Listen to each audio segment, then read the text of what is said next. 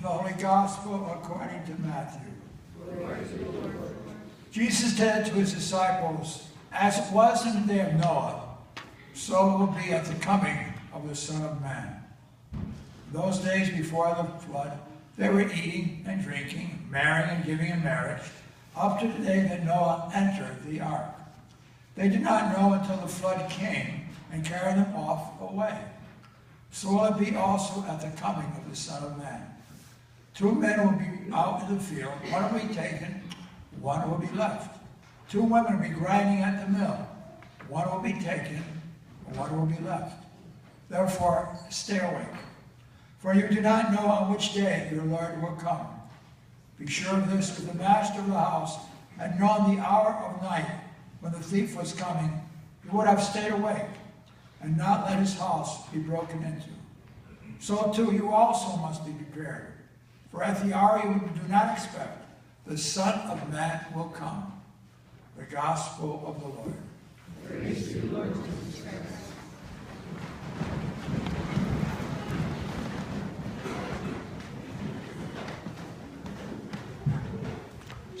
Recently I asked a friend if she were prepared for Thanksgiving.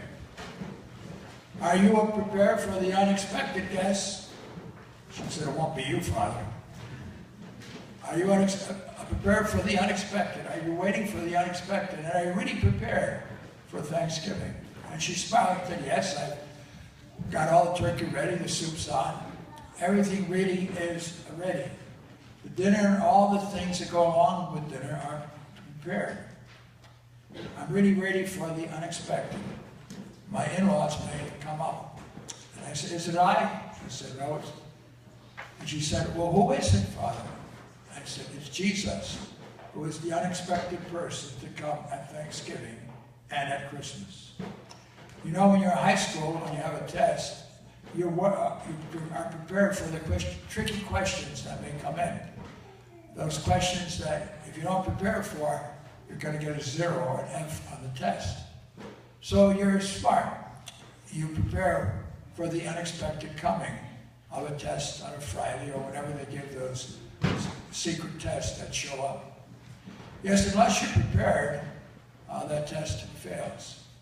So today in Advent, this is a time of preparation.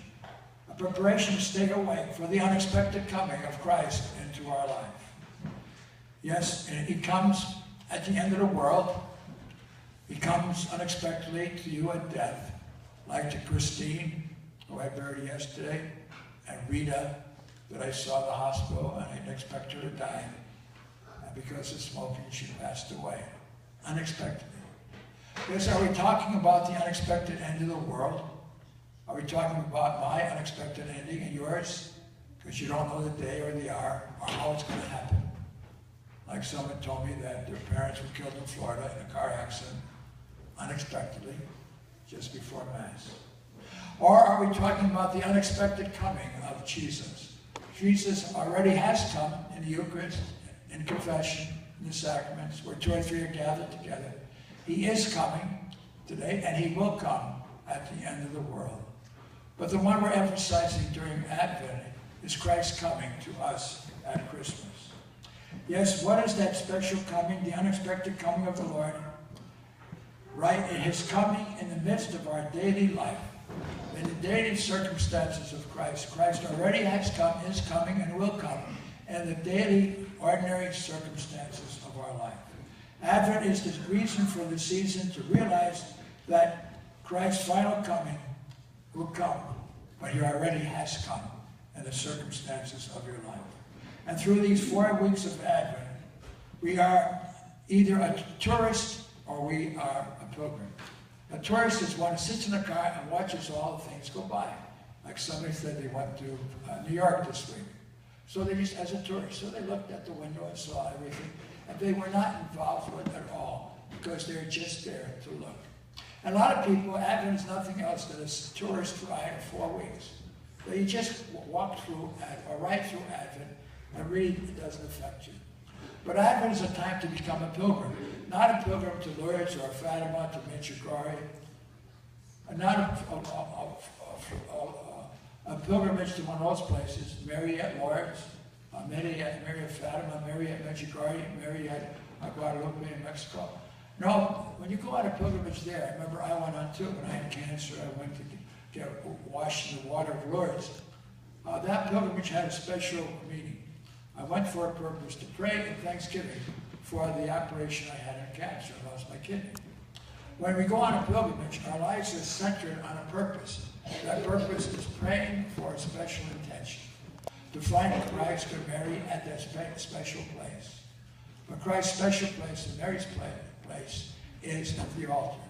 So all of us, when we come at the altar, really are making a pilgrimage to Jesus and Mary at the celebration of the Eucharist. But most people look at Advent as a time, as a tourist, that you just come and go. It is Jesus' desire to come home to us at Christmas. The grace of Christmas is the homecoming of Christ. Yes, Jesus' desire to come home to you at Christmas, and to become aware of Jesus, the desire to be with you. Jesus is lonely, and the grace of Christmas is the awareness of Christ's loneliness, his desire to come home to you in his very special way, through the grace of Christmas. Yes, Advent really is a homecoming season for Christ at the center of your life. Jesus says, pull away from all the things and situations. We have the idolatry of money that's so important, that pulls away from Christ, a desire for his homecoming with us at Christmas. And you saw that at Thanksgiving. Christ desired to be with you at the family table. And yet the spirit of commercialism took over the spirit of Advent. The spirit of Advent went right out the window. The spirit of commercialism took over us. And you saw so many people had to work on Thanksgiving Day. Millions and millions of people had to leave their family to work at Stop and Shop, to work at Lord & Taylor, to work at Nordstrom, or wherever it may be, or Target, wherever. All of a sudden, family life was destroyed by the spirit of commercialism. And Christ, who wanted to come home to you, was not there. I think I was listening to the radio on the way to New York on Thanksgiving, and this lady got on. She said, I left my family on Thanksgiving because I wanted to get a good financial break so I could buy a toy for my daughter at Christmas.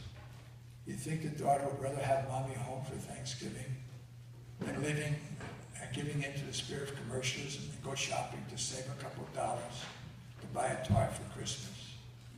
Yes, we see a lot of tourism going on, and very few of those who are pilgrims. And we really are painful to see that it's no longer a Thanksgiving Day.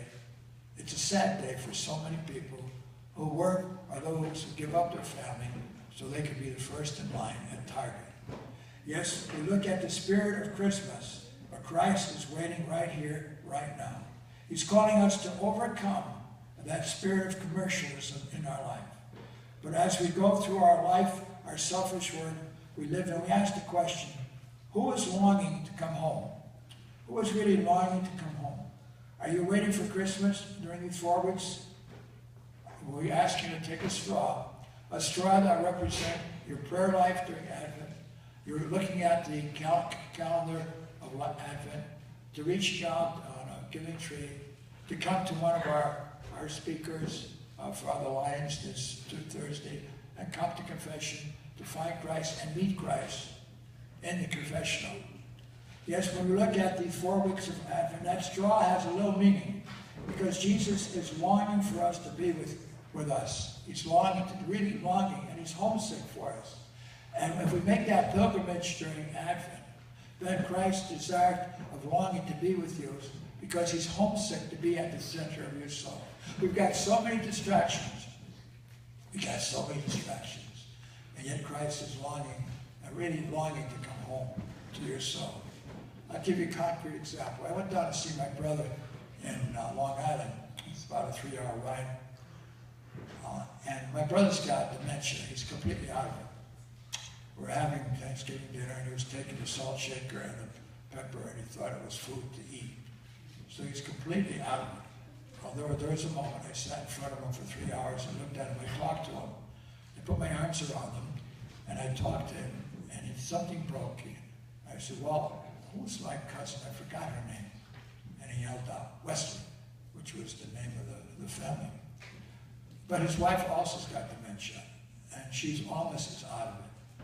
She's getting up at 2 o'clock in the morning, going to her daughter because they live, it's an in-law apartment, and yelling that her daughter is having an accident on a highway, and the daughter's looking at her. So we have that situation. I'm sure you've got similar situations in your family. But there was somebody there that touched me, like my brother. There was a lady from Haiti, and she was a companion. And she gets up early in the morning, takes a bus to her office. It takes a half hour. Then she gets a ride from her office, wherever she works. It takes an hour to come to my brother and sister. So she spends 3 hours a day on the road, through a bus and then another bus. And she's got a 3-year-old child. And I said, did you lose any of your relatives during the earthquake? She says, yeah, 8 of my relatives died at the earthquake. I said, you must miss home. She said, Father, and she started crying, I'm so homesick. I want to go home to my family. I also want to go home to my 3-year-old daughter. And that's what I think the Christmas, what Jesus is saying. He's homesick for us. And through that one woman who's homesick for Haiti and her own child, Jesus is also homesick through her. And that's the kind of homesickness Jesus has for us.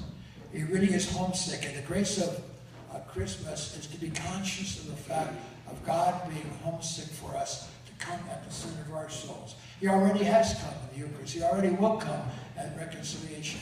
But he has not yet come at the end of the world, and he has not come yet at Christmas.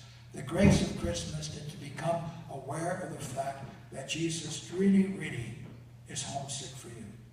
Now, most of our society has been hypnotized by the spirit of commercialism. And we hear in the first reading, St. Paul speaking of your family. He's asking us, put away the armor, put on the armor of love, so that you will change the from swords into plowshares, spears into pruning hooks, so nations will not raise swords against nation, and there shall be war anymore. Not be war anymore. Is he talking about Afghanistan? He's talking about Iraq. He's talking about all the wars that are going out throughout the world. No, I think St. Peter is talking about something else. He's talking about the wars in your own family, where sisters and brothers don't talk to each other, where husbands don't talk to their wives, where parents don't talk to their in-laws. The spiritual wars that are going on. And Jesus is asking us to put off the sword of darkness and put on the light of Christ's resurrection. Put on the light of Christ's resurrection with Reconciliation Monday. Now look at the calendar of Advent and follow them. Put on the light of reconciliation in your own families. Put on the light of reconciliation for those who are hungry at food share. Or the unwed mothers who need the giving tree gift for Christmas.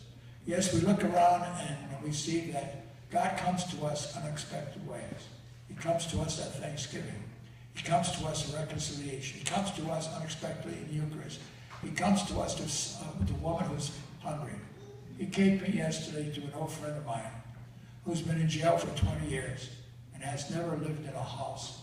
He just comes from hospital to hospital for the last 20 years. And he ended up on the steps of the rectory yesterday. And I said, Frank, how in the world did you get from the hospital in Philadelphia here? He said, I came here because I love you. So he whipped out about $300. I said, where did you borrow this from?